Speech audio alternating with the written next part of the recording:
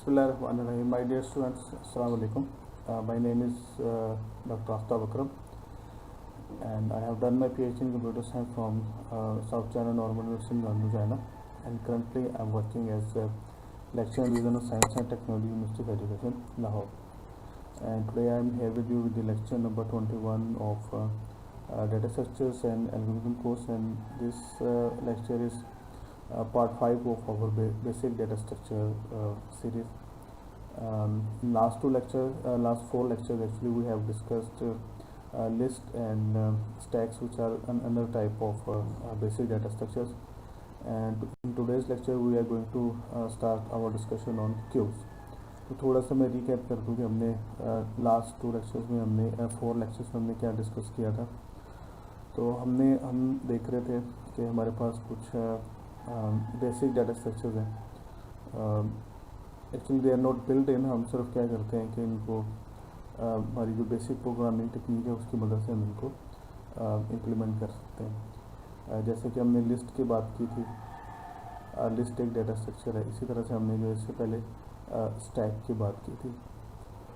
तो हम ये देख रहे हैं कि इनमें कोई ना कोई नई चीज़ जो है वो एक हम इंट्रोड्यूस करवाते हैं. कोई उसको हम नए तरीके से हम उसको देखते हैं. तो लिस्ट बेसिकली इस just a collection of items, और वो एक ऑर्डर में जो है वो हम उनको स्टोर कर देते हैं. लेकिन इसमें लिस्ट में ये है कि सपोज के दिस इज़ एन अरे बेस्ड लिस्ट. हम अरेज की मदद से लिस्ट को बना सकते हैं. तो इसमें हमें फ़ायदा ये है कि इसमें से हमें इसमें कोई ऑर्डर में हम किसी भी ऑर्डर में यहाँ पे एलिमेंट को ऐड कर सकते हैं और किसी भी ऑर्डर में एलिमेंट को रिमूव कर सकते हैं. तो उसके लिए हमें किसी ख़ास स्पेसिफिक ऑर्डरिंग की ज़रूरत नहीं है. और इसके बरक्स हमने जब स्टैक डिस्कस किया था तो हमने उसमें कहा था कि इसमें जो कोई भी आइटम ऐड करना है या रिमूव करना है तो वो सिर्फ एक एंड पे होगा. एक एंड से ही आप एलिमेंट को ऐड कर सकते हैं और उसी एंड से रिमूव कर सकते हैं. तो ये इसमें रिस्ट्रिक्टेड ऑपरेशन आ जाता है. लिस्ट में इस तरह की रिस्ट्रिक्शन जो है वो नहीं है ऐड और रिमूव करने के एलिमेंट, लेकिन स्टैक के अंदर जो है रिस्ट्रिक्शन आ जाती है. तो इसी तरह से जो है वो क्यू भी एक सिमिलर डाटा स्ट्रक्चर है. और क्यू बेसिकली जैसे कि हम एक अगर कहीं पे हम किसी मूवी थिएटर में मूवी देखने जाएँ और टिकट परचेज़ करने के लिए हम एक लाइन लगाते हैं क्यू, उसको जो है वो हम कहते हैं. So it works the similar way कि जो पहले आएगा उसको पहले जो है वो सर्व किया जाएगा. तो इसमें भी स्टैक की तरह रिस्ट्रिक्टेड ऑपरेशन होते हैं, लेकिन स्टैक से थोड़े डिफरेंट हैं. तो उनको अभी जो हम डिस्कस करते हैं. Queue is a list-like structure that provide restricted access to its elements. तो ये हमने अभी जो बात की थी कि इसमें जिस तरह से लिस्ट को हमने देखा था कि इसमें अनरिस्ट्रिक्टेड एक्सेस होती है. अनरिस्ट्रिक्टेड का मतलब है कि हम बेसिकली हमारे दो फंक्शन होते हैं. जब भी हम इस तरह की डाटा स्ट्रक्चर है तो उस पर हमने हमने कुछ ऑपरेशन परफॉर्म करना है. तो उसमें दो तरह के ऑपरेशन होंगे, इंसर्ट और रिमूव. इंसर्ट का मतलब है कि उसमें कोई नया एलिमेंट ऐड कर रहे हैं, और रिमूव का मतलब है कि उसमें से किसी एलिमेंट को रिमूव कर रहे हैं. तो इसमें जो है हमने लिस्ट में देखा था कि हमारे कोई किसी किस्म की रिस्ट्रिक्शन नहीं है. हम लिस्ट में किसी भी जगह पे हम कोई भी नया एलिमेंट ऐड कर सकते हैं और किसी भी जगह से उसको रिमूव कर सकते हैं. There is no problem. लेकिन जो है वो क्यू में जो है वो रिस्ट्रिक्शन है. इसमें इंसर्ट करने की भी रिस्ट्रिक्शन है और इसमें रिमूव करने की भी रिस्ट्रिक्शन होगी. क्यू एलिमेंट्स में only be inserted at the back called the enqueue operation. तो अब ये सपोज करें कि दिस इज़ आवर क्यू. ये हमारी क्यू है. हमने अरे बेस से क्यू ले रहे हैं. हमने एक अरे ली और उसको हमने क्यू की तरह जो है वो हमने इम्प्लीमेंट करना. तो अब इसका क्या होगा कि हम इसको अज्यूम कर लेंगे. लेट्स सपोज कि हम ये कहते हैं कि इसकी फ्रंट साइड होगी और एक इसकी बैक साइड होगी. तो अब हमने अगर कोई एलिमेंट ऐड करना है तो हम उस ऑपरेशन को कहते हैं एड, यानी कि क्यू में एलिमेंट को ऐड करना. तो वो हमेशा हम इसकी बैक साइड से करेंगे फ्रॉम दिस एंड. और जब हमने उसको किसी एलिमेंट को रिमूव करना होगा तो उसको उस ऑपरेशन को हम कहते हैं डी क्यू। तो हम उसको उसको जो फ्रंट से रिमूव करेंगे, तो यहाँ से इस एंड से जो है एलिमेंट्स को हम रिमूव करेंगे और इस एलिमेंट पे एलिमेंट्स को हम ऐड करेंगे। तो ये बेसिकली जो है वो क्यू में जो रिस्ट्रिक्शन की हमने बात की थी, हम उसको इस तरह से जो है वो विजुलाइज कर सकते हैं।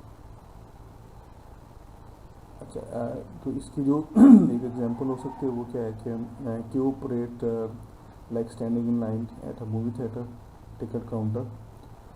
If nobody cheats, then the newcomer go to the back of the line, and the person at the front of the line is next to be served.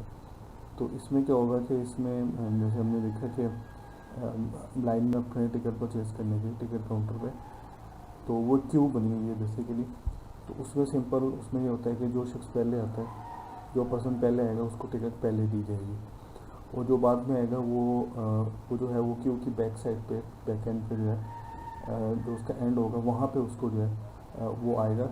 और फिर जब उसकी आहिस्ता आहिस्ता उसकी बारी आती जाएगी बिकॉज उसके फ्रंट से जो है वो लोग जो है वो रिमूव होते जाएंगे, वो सर्व होते जाएंगे। फ्रंट से जो है वो लोग सर्व होते जाएंगे और उनको जो है वो आहिस्ता आहिस्ता वो रिमूव होते जाएंगे, और उसके बाद हम बैक एंड जो बाद में लोग आ रहे हैं उनकी बारी जो है वो आती जाएगी।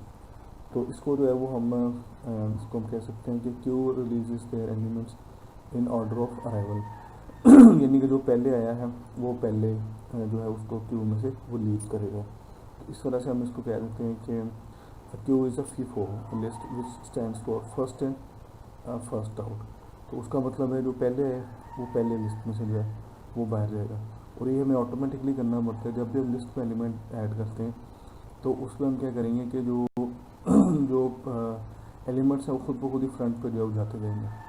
तो अगर तो लेट्स सपोज के इस कांस्टेंट रेट है कि एक एलिमेंट जो है वो क्यू में से रिमूव हो रहा है और एक एलिमेंट इसके अंदर जो है वो ऐड हो रहा है, तो उस सूरत में क्या होगा कि सपोज के यहाँ से हमने एक एलिमेंट अगर ऐड किया है, तो जो नेक्स्ट एलिमेंट है वो इस पोजीशन पे आ जाएगा, इससे नेक्स्ट एलिमेंट इस पोजीशन पे आ जाएगा, इससे नेक्स्ट एलिमेंट इस पोजीशन पे आ जाएगा, और इस तरह से जो लास्ट एलिमेंट है वो भी एक पोजीशन आगे मूव कर जाएगा, और फिर यहाँ पे जो है वो हम एक नया एलिमेंट जो है वो ऐड कर सकते हैं। तो इस तरह से जो है ये लिस्ट चलती रहती है कि एलिमेंट्स जो हैं फिर वो टर्न बाय टर्न जो है वो आगे की तरफ जो है वो चलते जाते हैं, और एक वक्त आता है कि बिल्कुल फ्रंट पे आ जाते हैं, फिर हम उनको वहाँ से जो है रिमूव जो है वो कर सकते हैं। So this is basically the concept of cues.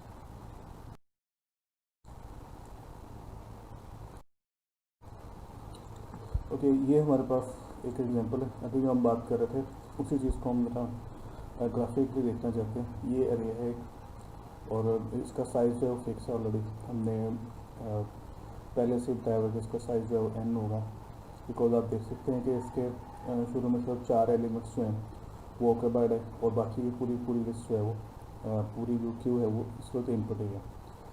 तो इसमें अब क्या होगा कि हम एक्चुअली क्या कर रहे हैं कि जो एलिमेंट्स हमने ये दो आप कह लें कि वेरिएबल्स लिए, एक फ्रंट हमने इसको कह दिया, एक को रेयर कह दिया।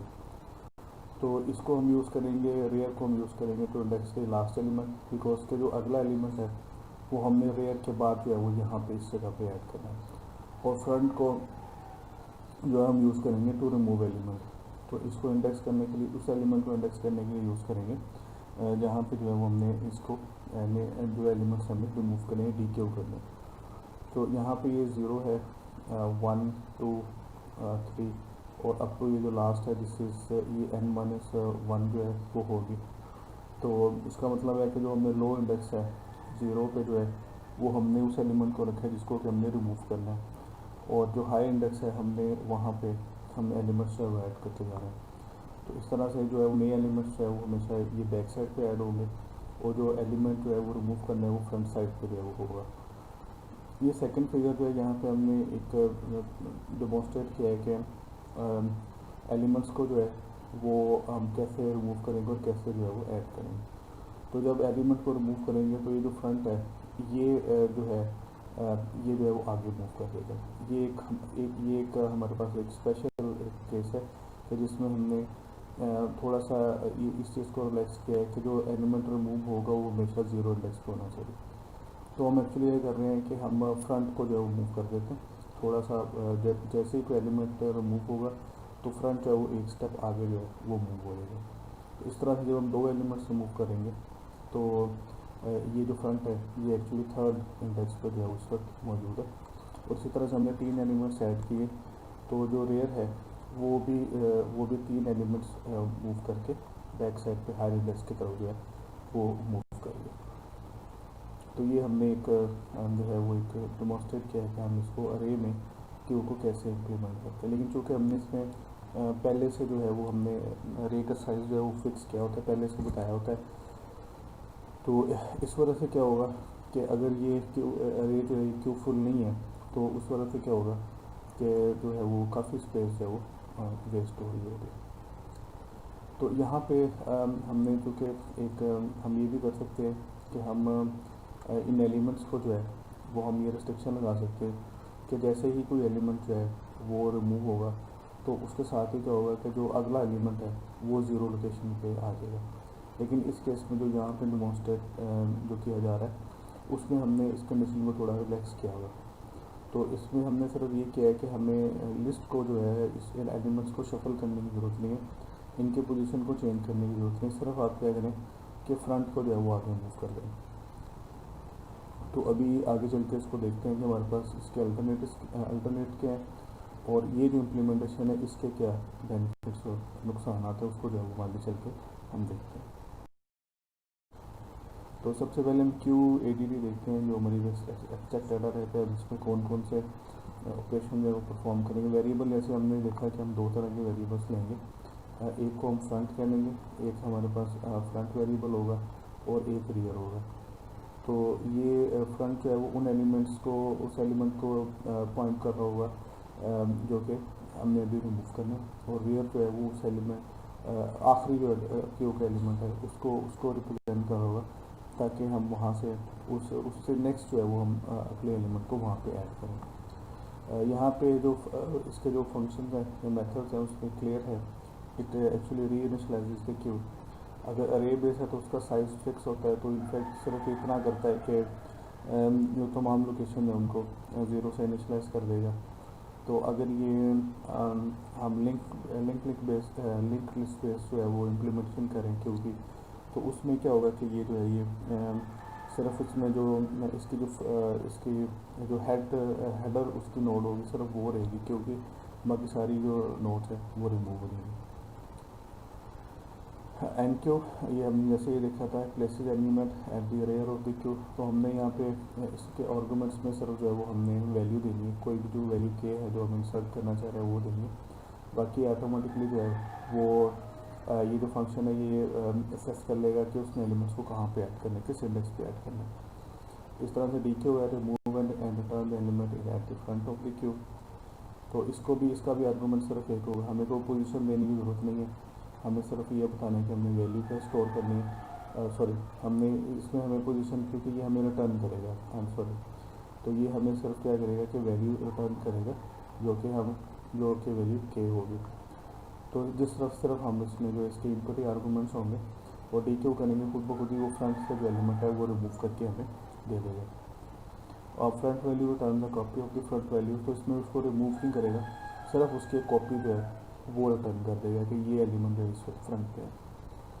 और length it return the number of elements in the Q कि इस वक्त क्यू में कितने एलिमेंट्स हैं। अगर अरे बेस है तो उसमें सिर्फ वो ये बताएगा कि जो है वो फ्रंट से लेकर रेयर तक जो है कितने इंडेक्सेस का डिफरेंस है, तो वो आपको जो है बता देगा। अगर ये लिंक बेस अरे होगी तो उसमें इम्प्लीमेंटेशन थोड़ी डिफरेंट होगी क्योंकि हमें उसमें जो है वो अगर हमने कोई एक्सप्लिसिटली कोई ऐसा वेरिएबल हमने स्टोर नहीं किया जो कि हमें ये बताए कि हमारे पास कितनी उसके अंदर एलिमेंट जो स्टोर हो गए, तो उस केस में ये होगा कि हमें 1 बाय 1 जो है वो विज़िट करना पड़ेगा हर नोड को, और फिर हमें काउंट करना पड़ेगा कि हमारे पास कितनी नोड्स हैं इस वक्त मौजूद हैं। तो फर्स्ट जो है वो इसके दो तरह की इम्प्लीमेंटेशन है। एक हमने अभी डिस्कस किया था कि जैसे हमने स्टैक को दो तरह से इम्प्लीमेंट किया था, अरे बेस्ड और लिंक लिस्ट बेस्ड, तो इसी तरह से क्यू की भी दो तरह की इम्प्लीमेंटेशन है, अरे बेस्ड और लिंक लिस्ट बेस्ड। तो इन दोनों को बारी बारी देखते हैं। फर्स्ट हम जो है वो अरे बेस्ड जो क्यू की इम्प्लीमेंटेशन है उसको हम देखेंगे। तो array based queue somewhat tricky to implement effectively because इसमें कुछ चीज़ें हैं, हम उनको जो है वो वन बाय वन डिस्कस करते हैं। थोड़ा सा ट्रिकी जो है वो क्यों हो जाता है, because a simple conversion of array base implementation is not sufficient. तो हमने जैसे देखा था कि जो हमारे पास जो अरेज होती हैं ये बेसिकली इसमें रैंडम एक्सेस हो सकती है कि किसी भी एलिमेंट को रैंडमली हम जो है वो एक्सेस कर सकते हैं, सिर्फ हमें उसका इंडेक्स पता होना चाहिए। तो इसमें बाय डिफ़ॉल्ट कह लेंगे किसी तरह की कोई रिस्ट्रिक्शन नहीं होती कि हमने एक एंड से जो है वो रिमूव करना है, दूसरे एंड से ऐड करना, तो इस तरह की हमारे पास कोई रिस्ट्रिक्शन जो है वो नहीं होती। तो फर्स्ट अज्यूम करें कि हमारे पास एक रे है, एक क्यू है जिसमें कि एन एलिमेंट्स हैं। सपोज कि ये हमने एक रे ली है और इसमें जो एन एलिमेंट्स हैं। By analogy to the array based list implementation, we could require that all elements of the queue be stored in the first 10 positions of the array। तो उसमें क्या होगा कि हम ये जूम करते हैं कि जैसे यहाँ पे 0 से इंडेक्स स्टार्ट हुआ है, 0 1 2 3। तो टिपिकली अब क्या होता है कि जो जब एलिमेंट्स स्टोर करना शुरू करते हैं अरे में या क्यू में, तो हम उनको जो है वो लोअर इंडेक्स को पहले हम उनको वहाँ पे स्टोर करते हैं। इसमें ये नहीं होगा कि इसमें रैंडमली कहीं पे करना है कि यहाँ पे स्टोर किया फिर दरमियान में से एक जगह छोड़ दी फिर स्टोर किया। तो जितने भी एलिमेंट्स होंगे वो सारे के सारे फर्स्ट एंड पोजीशंस पे होंगे। तो मतलब एक दूसरे से वो कंटिग्यूअस जो है वो उनको हम स्टोर करेंगे। ये नहीं कि स्पार्सली नहीं करेंगे कि एक जगह छोड़ दी फिर एक स्टोर किया फिर दो छोड़ दी फिर एक को स्टोर किया, तो ऐसे हम जो है वो इसमें नहीं करेंगे।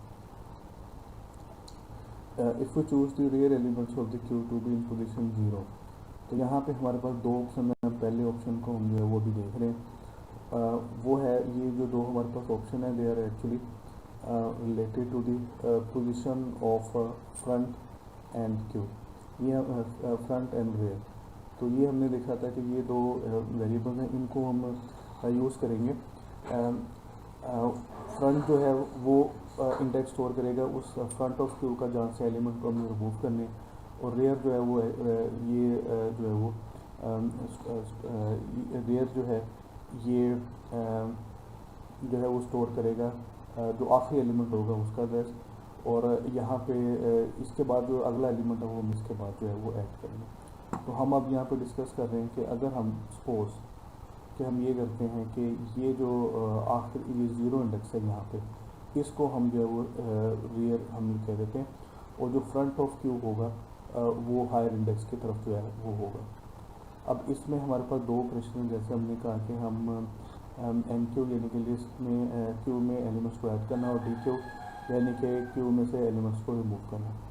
तो इसमें ये होगा कि जो डी क्यू ऑपरेशन है that will take a constant time. उसकी रीज़न ये है कि सिर्फ आपने करना है कि इस एलिमेंट को सपोज कि अगर आपने रिमूव करना है तो इसको आपने रिमूव कर दिया, ये एलिमेंट चला गया, और फ्रंट को एक पोजीशन आपने नीचे जो है वो मूव कर देना। दैट्स इट, ये इतना काम जो है वो आपने जो है वो करना है। ठीक है, तो ये हमने यहाँ पे बात की। फिर choose the real element of the queue to be in position 0, then the dequeue operation require only θ1 time because the front element of the queue one being remove the last element in 0। तो यहाँ पे इस तरफ higher index की तरफ last element होगा, इसको remove करें, और जब इसको रिमूव कर लेंगे तो फ्रंट को एक स्टेप जो है वो आगे मूव कर लें। अब इससे जो अगला एलिमेंट है वो खुद ब खुद ही जो है वो फ्रंट कर लेगा। अच्छा, लेकिन अगर हमें एलिमेंट्स ऐड करना पड़ता है फिर हमें ये करना पड़ेगा। सपोज कि लिस्ट जो है क्यू जो है यहाँ तक फुल है, अब हमने एक नया एलिमेंट ऐड करना है, तो सबसे पहले हमें ये करना पड़ेगा कि ये जो ये जो इंडेक्स है इसको हमें वेकेंट करना पड़ेगा। तो हमने एलिमेंट एक्चुअली रिमूव नहीं करना, वो एलिमेंट जो यहाँ पे 0th लोकेशन पे है वो स्टिल जो है वो वहाँ पे मौजूद रहेगा। सिर्फ क्या होगा कि वो एक पोजीशन जो है वो आगे जो है वो मूव कर देगा। तो उसके लिए हमें करना पड़ेगा कि सबसे पहले ये जो आखिरी एलिमेंट है इसको हम एक पोजीशन मूव करेंगे, फिर उसके बाद इस एलिमेंट को एक पोजीशन मूव करेंगे, फिर इस एलिमेंट को एक पोजीशन मूव करेंगे, और उसके बाद फिर इस एलिमेंट की बारी आएगी कि ये एक पोजीशन में वो आगे मूव करेगा, और ये 0th लोकेशन जो है वेकेंट होगी, तो वो फिर यहाँ पे हम नया एलिमेंट जो है वहाँ पे ऐड कर देंगे। लेकिन इसके लिए ज़ाहिर सी बात है कि अगर इसमें अरे क्यू में इस वक्त जो है n एलिमेंट्स हैं, तो सिर्फ हमें शिफ्टिंग के लिए जो है वो n-1 जो है वो हमें ऑपरेशन चाहिए, प्लस 1 ऑपरेशन जो है वो हमें चाहिए कि वो इस नए एलिमेंट को यहाँ पे ऐड करें। तो however enqueue operation will require theta and time because n elements correctly in position. इस वक्त अभी हमने किसी एलिमेंट को रिमूव तो नहीं किया, तो इस वक्त जो है यहाँ पे एन एलिमेंट्स जो हैं वो होंगे, तो इसलिए जो है वो हमें यहाँ पे चाहिए एन ऑपरेशन जो हमें रिक्वायर्ड होंगे, ताकि जो है वो हम इनको 1 बाय 1 जो है वो शिफ्ट कर सकें।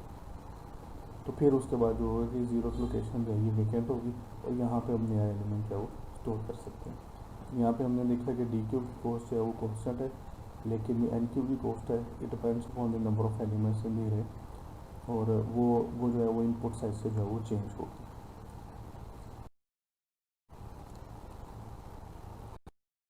दूसरा जो ऑप्शन है हमारे पास वो ये है कि हम अब ये करें कि instead we choose the real element of the cube to be in position n minus 1 and then n cube operation is equivalent to the operand operation on a list। तो अब ये सपोज करें कि अगेन हमने एक अरे base हमने एक लिस्ट ली है और इसमें जो है वो अब हमने क्या किया कि पहले हमने कहा था कि जो जीरो लोकेशन होगी this is the zeroth index and this is the n minus 1 index.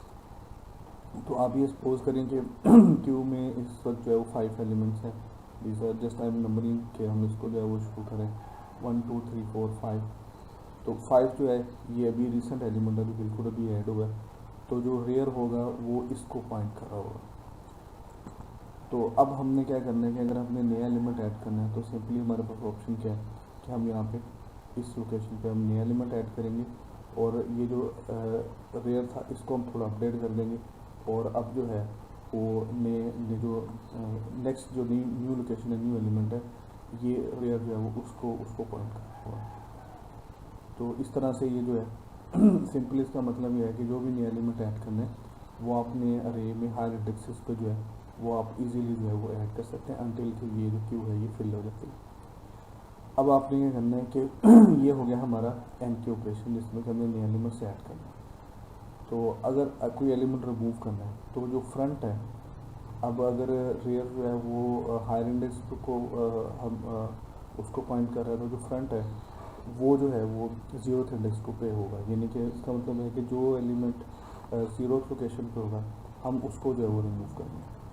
तो जब आप इस एलिमेंट को रिमूव कर लेंगे तो अब आपको करना पड़ेगा कि जो बाकी के एलिमेंट्स हैं उनको फिर आपको 1 पोजीशन जो है वो जो है वो मूव करना पड़ेगा, उनको एक एक पोजीशन जो है फिर आपको आगे जो है वो मूव करना पड़ेगा। तो ताकि जो है वो जो नेक्स्ट एलिमेंट जिसकी बारी है रिमूव होने की वो ऑटोमेटिकली जो है वो जीरोथ इंडेक्स पर जो है उसके ऊपर आ जाए। तो अब इसमें क्या होगा कि इस केस में क्या है कि ये जो एन क्यू ऑपरेशन है दिस एन क्यू ऑपरेशन ये तो थीटा 1 टाइम में जो है वो परफॉर्म होगा, लेकिन जो डी के ऑपरेशन है वो उसको जो है वो थीटा एन टाइम जो है वो लगेंगे, बिकॉज एक एलिमेंट रिमूव करना है उसके बाद फिर हमने एन एलिमेंट्स को एन माइनस 1 एलिमेंट्स को हमने जो है वो 1 बाय 1 जो है वो शिफ्ट करते हुए हमने आगे जो है लेके आना।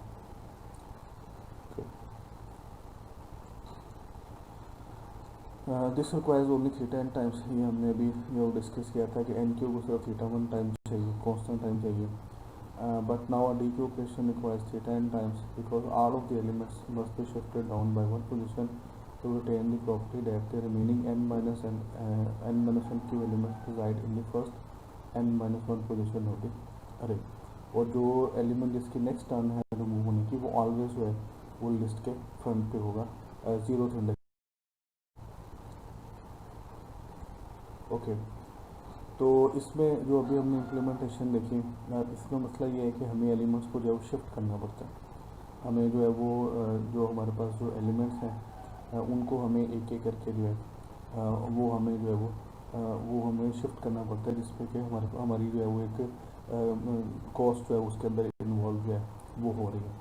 तो अगर हम इस कंडीशन को थोड़ा रिलैक्स कर रहे हैं और बजाय ये कि हम हर एन क्यू या डी क्यू, अब इसमें जो हमने देखा है पिछले डिस्कशन देखी है कि हम कोई भी ऑप्शन चूज़ करें उसमें से एक जो ऑपरेशन है एन क्यू और डी क्यू में है वो तो कांस्टेंट टाइम में हो जाएगा, लेकिन जो सेकेंड ऑपरेशन होगा, अगर एन क्यू को कॉन्स्टेंट टाइम में करते हैं तो जो डी क्यू होगा वो थीटा एन टाइम लेगा।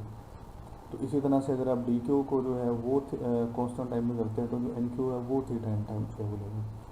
तो उसको हम इन दोनों की कॉस्ट जो है वो एन क्यू डी क्यू की कॉस्ट है वो हम कांस्टेंट कर सकते हैं। हमारे पास एक ऑप्शन जो है वो मौजूद है, और वो ऑप्शन ये है कि हम एक कंडीशन को रिलाइज कर सकते हैं कि जो हमने बात की थी कि जो क्यू के एलिमेंट्स हैं they should always be in first 10 position of the array. तो यही बात हम यहाँ पे कर रहे हैं। क्या far more efficient implementation can be obtain by relaxing the requirement that all elements of the cube must be in the first n position of the array। तो इसको अगर हम रिलैक्स कर दें, हम कहते हैं कोई ज़रूरत नहीं कि फर्स्ट 10 पोजीशन में हो स्टार्टिंग फ्रॉम ज़ीरो। तो इस कंडीशन को अगर हम रिलैक्स कर दें तो उससे हमें जो है वो ये होगा कि हमारे एन क्यू डी क्यू दोनों जो है वो कॉन्स्टेंट टाइम में हो जाएंगे। We will still require that queue be stored in the contiguous array position but the contents of the queue will be permitted to drift within the array. तो ये अभी हमने जो शुरू में एक डायग्राम देखी थी, हम उसी की बात करें कि आप ये सपोज करें कि ये जिस तरह से हमारे पास एक रे बेस्ड क्यू है, और शुरू में क्या होगा कि हम ये कह देते हैं कि दिस इज़ फ्रंट और end there are some elements so this is rear, ये उसके रियर साइड है। अब जब हम कोई नया एलिमेंट ऐड करेंगे तो वो अपेंड होगा, वो इस लोकेशन पे जो है वो नया एलिमेंट जो है वो ऐड हो रही है। लेकिन अगर कोई एलिमेंट रिमूव करेंगे तो उसको रिमूव करने के बाद सपोज कि ये फ्रंट पे एलिमेंट था 0th लोकेशन पे, इसको रिमूव करने के बाद हम बाकी एलिमेंट्स को जो है वो तो लोअर इंडेक्स की तरफ हम शिफ्ट नहीं करेंगे, बल्कि उसके बजाय हम क्या करेंगे कि फ्रंट जो है उसको हम एक पोजीशन जो है वो आगे मूव कर देंगे। उससे ये होगा कि ये जो फर्स्ट जो इंडेक्स है, ये 0th इंडेक्स है, ये इम्पटी हो जाएगा, यहाँ पे कोई एलिमेंट नहीं होगा। उसके बाद अगर हम एक एलिमेंट हम और रिमूव करते हैं तो ये जो फ्रंट है ये एक पोजीशन और एक इंडेक्स और जो है वो आगे मूव कर देगा, और इस तरह से जो पहली दो इंडेक्सेस हैं ये इम्पटी हो जाएंगे। तो अब रेयर में भी आप देखें कि इसमें भी ये पॉसिबल है कि इस तरफ हायर इंडेक्सेस की तरफ भी जो है कोई वैकेंट पोजीशन हो सकती है।